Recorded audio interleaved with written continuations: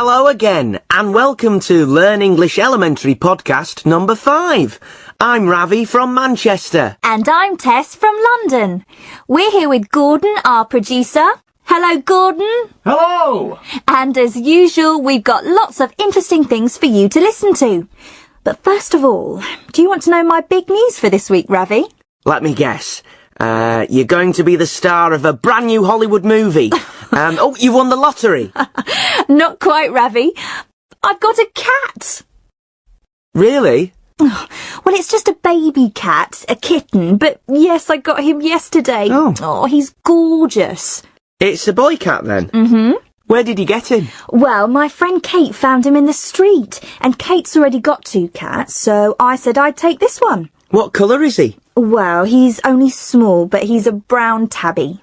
What's a tabby again? Is that the stripy one? That's it. Tabbies are the ones with sort of dark stripes, like a tiger. Oh, he's really lovely. What are you going to call him? Do you know, I just don't know. I've got lots of ideas for names, but I can't decide. I thought maybe you could help me. What would you call a cat? That's a difficult question. To be honest, Tess, I'm more of a dog person. I've never really thought about names for cats. You don't like cats? Well, it's not that I don't like cats. I just prefer dogs, that's all. Anyway, I've got an idea. Why don't you call your cat Gordon? I don't think so. I need to think of a name soon, though, really. Anyway, let's move on. Let's start with I'd like to meet.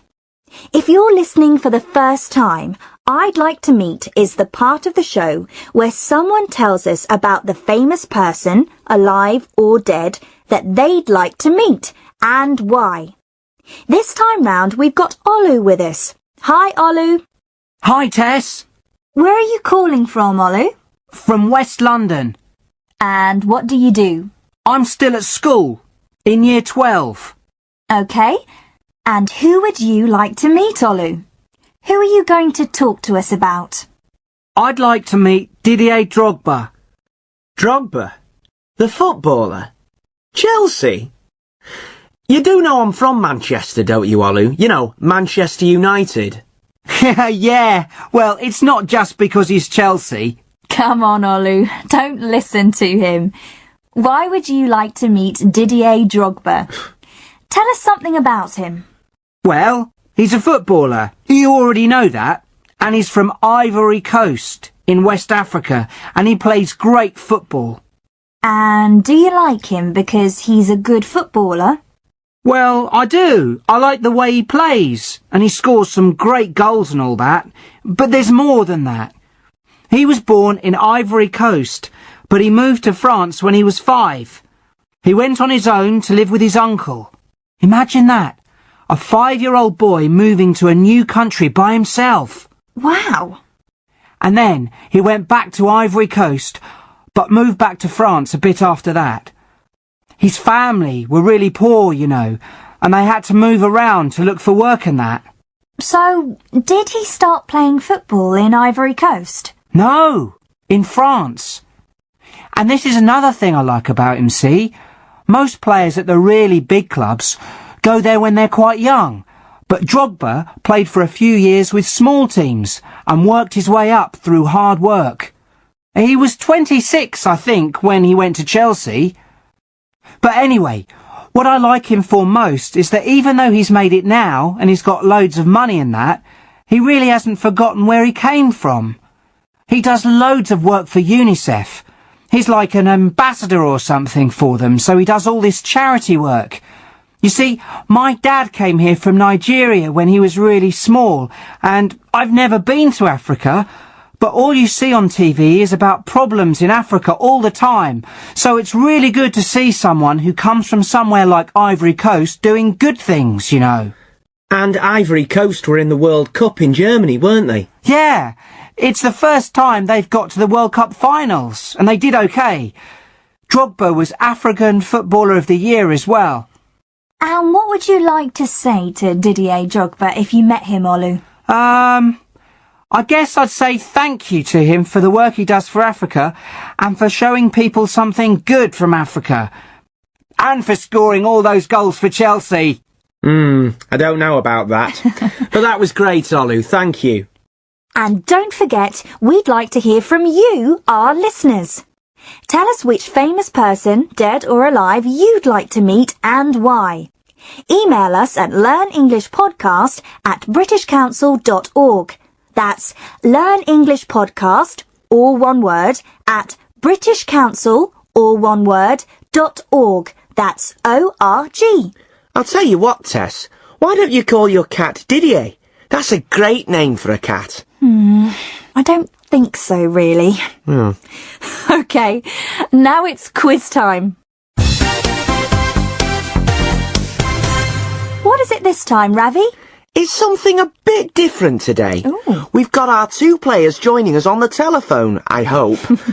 Hello, Vanita. Hi, Ravi. And hello, Jason. Hello. Jason, where are you from and how old are you? I'm 15 and I'm from Durham. Near Newcastle. That's where Karolina is. What's the weather like in Durham today, Jason? Not great, really. It's a bit cloudy. Oh dear. How are things where you are, Vanita? Where are you? I'm in Plymouth. OK, Plymouth. We've got opposite ends of the country here. Durham and Plymouth. It's north against south. Sorry, Vanita. What's the weather like in Plymouth? Not too bad. Quite sunny. OK, better than Durham. Right. Do you both know what you have to do? Yeah. I'll explain for our listeners. I'm going to ask Jason and Vanita some questions. To answer, they press any button on their phone and we'll hear a buzzer. Let's hear yours, Jason. And yours, Vanita? Great. Now, the quiz is called Beginning With. Your answer has to begin with the letter I give you. So if I say, for example, a sport beginning with F, you could say football. Let's have a practice run to begin with. Fingers ready? An animal beginning with P. Oh, Jason? polar bear? Yes. OK then, let's play. First 1 to 3 is the winner. Ready? Ready. OK then, let's go. A vegetable beginning with L. Jason. Lettuce. Right, 1-0 to Jason. A colour beginning with Y. Jason again. Yellow. Right, 2-0. Come on, Vanita. A bird beginning with E. Vanita. Eagle. Yes, well done, Vanita. 2-1. OK. A sport beginning with G. Jason. Golf. Yes, that's 3 for Jason, so you're the winner. Well done, Jason.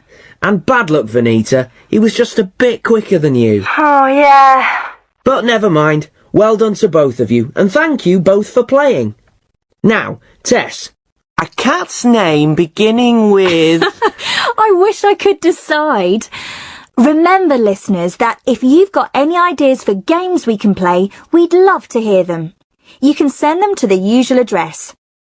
Right, now then, the next part of our podcast is Our Person In, the part of the show where we hear from different people around the world. You'll like it this time, Ravi. No. You like Lord of the Rings? Graham Baxter is our man in New Zealand.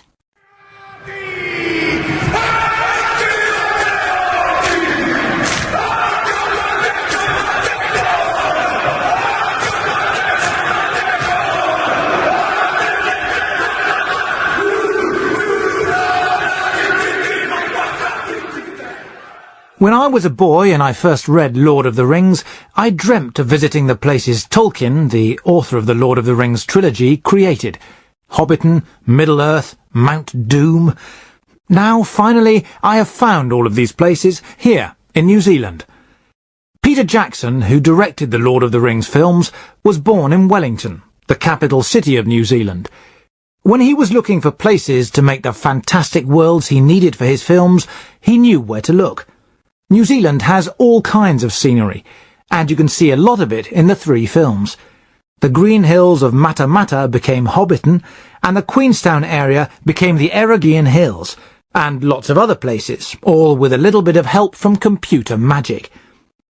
People in New Zealand are proud of their country's star role in the films, but they are also happy at what Lord of the Rings has done to bring tourists to New Zealand. After the 3rd film in the trilogy, The Return of the King, won 11 Oscars, the number of tourists who visited New Zealand went up by 8%. More than 1 billion people have visited the Lord of the Rings website. Fantastic publicity for this small country. For me, this is my boyhood dream come true. A tour of the amazing worlds of Lord of the Rings, and all right here in New Zealand.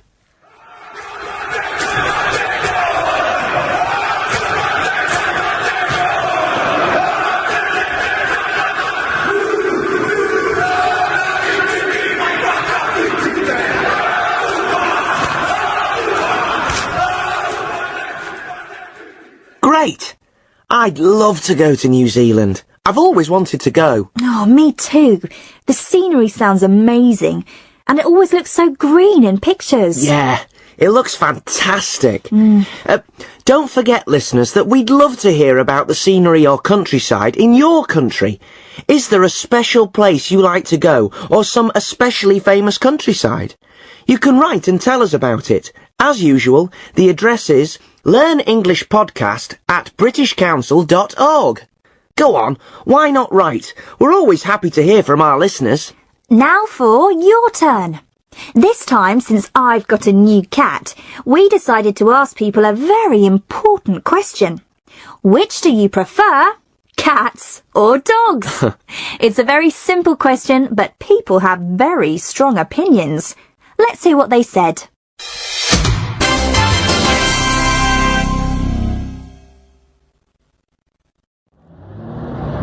Oh, dogs, definitely. Why? Look, if you've got a dog, it really loves you. All cats care about is who feeds them. You can think a cat loves you, but if someone else gives it food, it will be gone. Well, I've got 2 cats, so I think you know what my answer will be, but cats are just so much easier to look after. With dogs, you've got to take them for walks all the time, and all of that. And you have to clean up their poo. Ugh. Ah, that's easy. Dogs are noisy, smelly and stupid. Cats are much more intelligent. If you're sitting on your sofa, right, it's lovely when a cat comes and sits on you and purrs. Would you want a big dark dog to come and sit on you? Oh, cats are just so boring. All they do is sit around and sleep all day. They're selfish, basically. Dogs play with you and stuff. They're fun, you know. Well, to be honest, I'm not really an animal lover.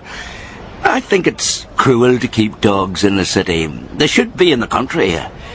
Cats make me sneeze, and they're a real problem if you want to go on holiday. If I had to have a pet, I'd probably have a goldfish. Interesting. What about you, Tess? Why do you prefer cats? I just do. Cats are so much more intelligent than dogs, I think. I like dogs too, but, you know, like the last person said, I think it's a bit cruel to keep a dog in a small flat like mine. OK. What about you, listeners?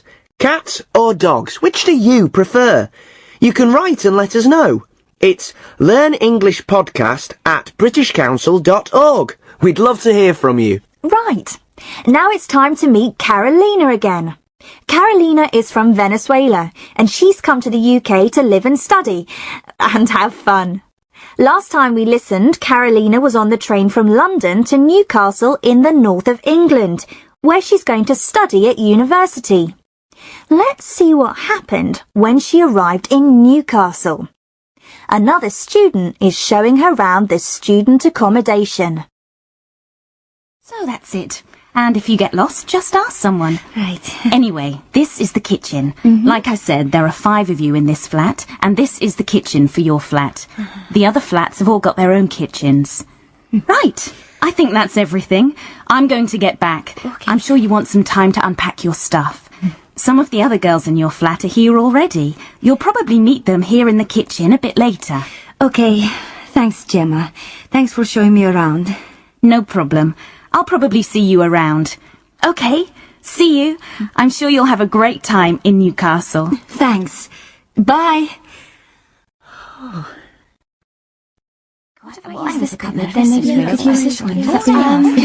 Hello. Hi. Oh, are you in room 4? Hi, come in. Hi, yes, I'm in room 4. I'm Karolina. Hi, Karolina. I'm Charlotte. Nice to meet you. I'm in room 2. We're neighbours. All right. Nice to meet you. I'm Emily. I'm in number 1. Nice to meet you. Nice to meet you. And I'm Jenny. Hi. Hi, Jenny. Do you all know each other? No, we just met this afternoon. There's another girl, Beth, but she's not here at the moment. Have you just arrived? Oh, I'm sorry, I didn't catch your name. Karolina. Yes, I arrived about an hour ago. Did you fly to Newcastle? No, I got the train to Newcastle. I flew to London, to Heathrow. Oh, okay. Where are you from? I'm from Venezuela. Really? Wow. Have you flown from Venezuela today? You must be exhausted. Yes, I am actually. I just wanted to meet you all before I went to bed.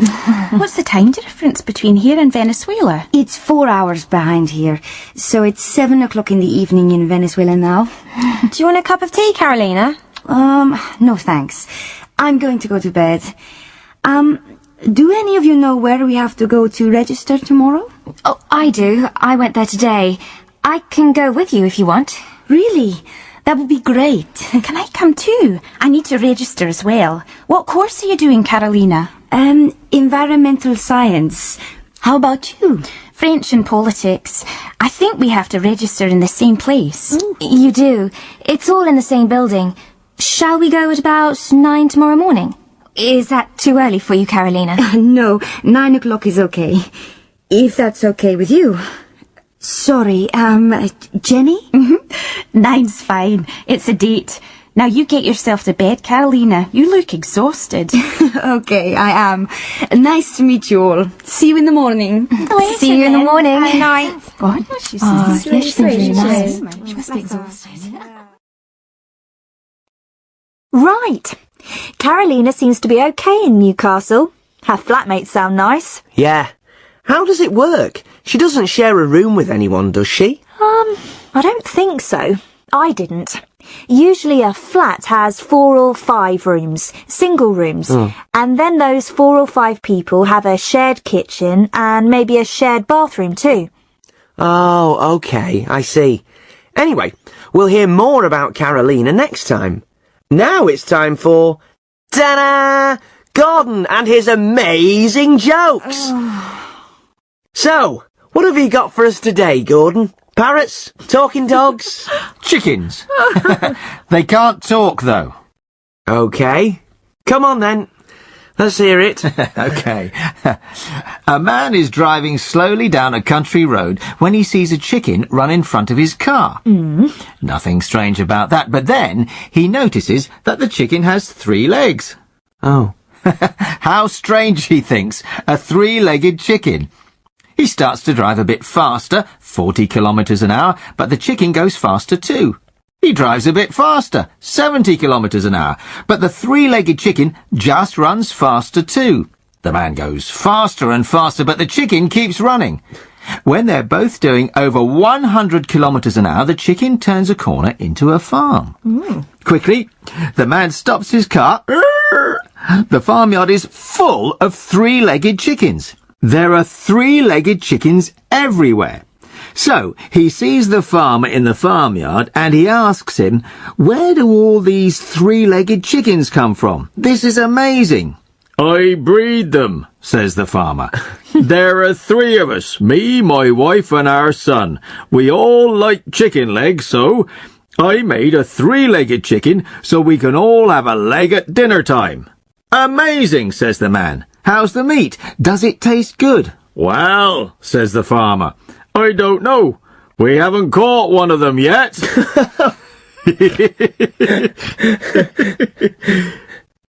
I don't get it. Oh, Tess, they can't catch the chickens because they're so fast. So, do they taste good or not? Never mind, Tess. Never mind. Right. That's all we've got time for this time, but don't go away. After this little break, you're going to hear Tom, our English teacher. After every show, Tom talks about the language you heard and gives you ideas to help you learn. So don't go away. But I'll say goodbye now. See you next time. Bye. Don't forget to send us your emails. Here's that address one more time. It's learnenglishpodcast@britishcouncil.org.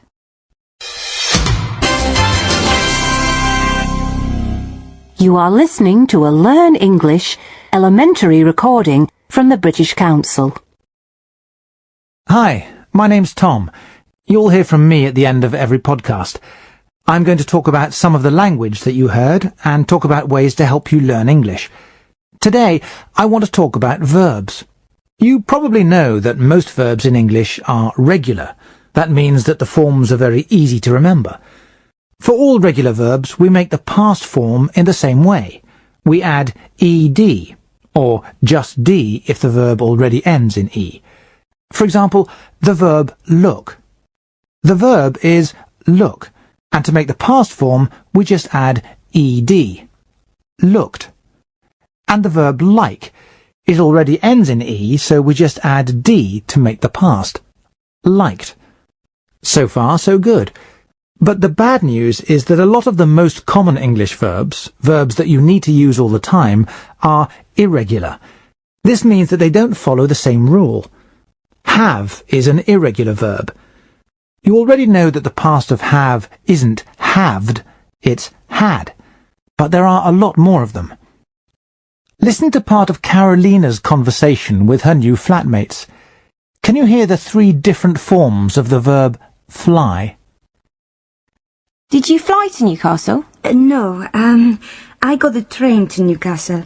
I flew to London, to Heathrow. Oh, okay. Where are you from? I'm from Venezuela. Really? Wow. Have you flown from Venezuela today? You must be exhausted. Did you hear the 3 forms? They were fly, flew, and flown.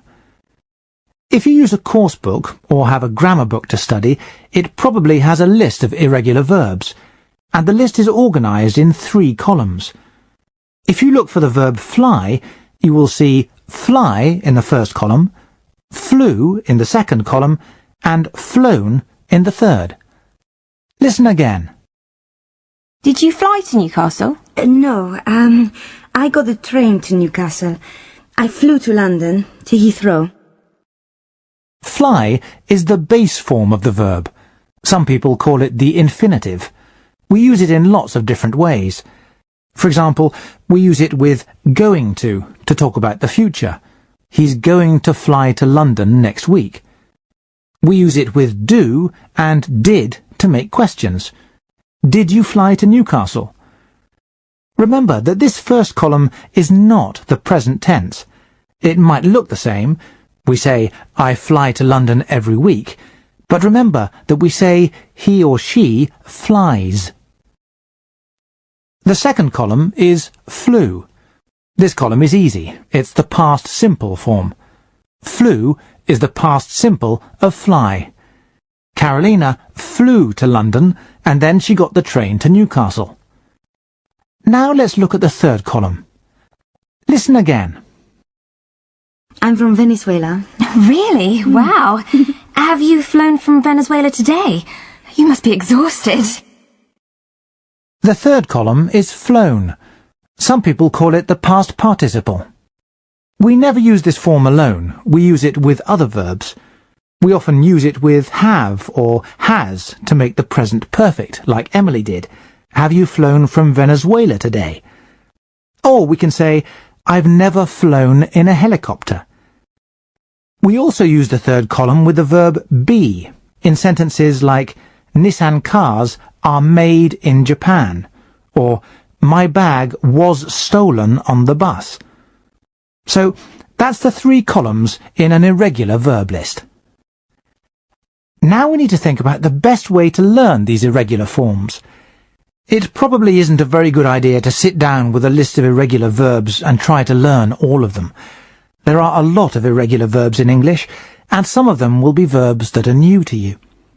The important thing is to learn the 3 forms of the verbs that you already know, so that you can use those verbs correctly.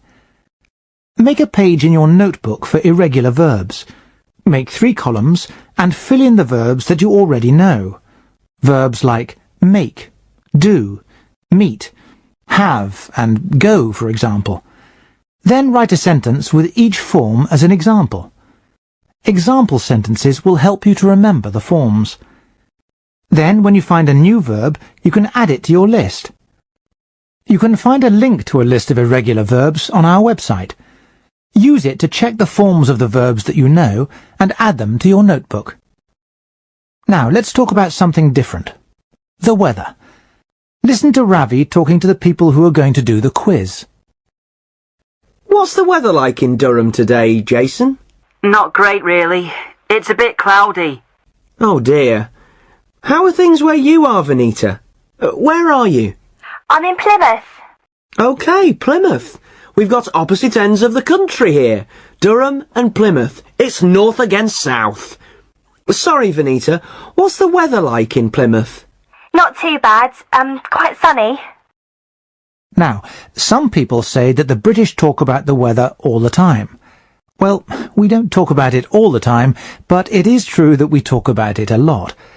I think one reason for that is that the weather here changes a lot. You can never be sure of the weather in Britain. It's often a surprise, so there is always something to say about it. But we don't often have long conversations about the weather. It's a very useful way of starting a conversation with someone, especially someone that you don't know very well, in a shop, for example. You can say, "Nice weather, isn't it?" Or, "What terrible weather we're having." Or, "What a lovely day." The person will respond and then probably move the conversation on to another topic. One more thing about the weather. A lot of people think that the British use the phrase, "It's raining cats and dogs." Now, this phrase does exist in English, but I must say that I've never used it in my life, and I don't remember anyone saying it to me either. It really isn't very common, and it's probably best not to use it yourself. It really isn't very natural. Before I go, I'd like to tell you about a useful phrase that I noticed in this podcast. Listen to this extract. Gemma has just shown Karolina her new flat. Listen to the phrases she uses when she says goodbye. Right. I think that's everything. I'm going to get back. Okay. I'm sure you want some time to unpack your stuff. Some of the other girls in your flat are here already. You'll probably meet them here in the kitchen a bit later. Okay. Thanks, Gemma. Thanks for showing me around. No problem. I'll probably see you around. Okay. See you. I'm sure you'll have a great time in Newcastle. Did you notice that Gemma says, "I'll probably see you around"? Gemma hasn't made any arrangements to see Karolina again, and they aren't doing the same course, but because they both study at the same university, they might meet one day in the cafe or in a corridor. So she says, "I'll probably see you around." Try to use "I'll probably see you around" when you say goodbye to someone this week. Okay, that's all from me today. I'll talk to you all again on the next podcast. Remember, you can send your questions to me at learnenglishpodcast@britishcouncil.org. I'll be happy to answer your questions.